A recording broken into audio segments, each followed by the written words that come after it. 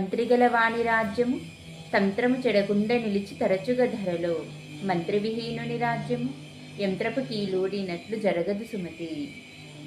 ఒక రాజ్యం అంటే ఒక ఇంట్లో ఒక పెద్దవాళ్ళు ఏదైతే ఉంటారో వాళ్ళు మనకి ఏదైనా చెప్పినప్పుడు అది మనం ఫాలో అయితే హ్యాపీగా జరిగిపోతుంది మన లైఫ్. ఎందుకంటే వాళ్ళు ఆల్రెడీ అది ఎక్స్పీరియన్స్ చేసి ఉంటారు కాబట్టి అందులో ఏది మంచి ఏది చెడు అనేది మనకి చెప్తారు. దాన్ని బట్టి ఫాలో అయిపోతుంది, సరిపోతుంది.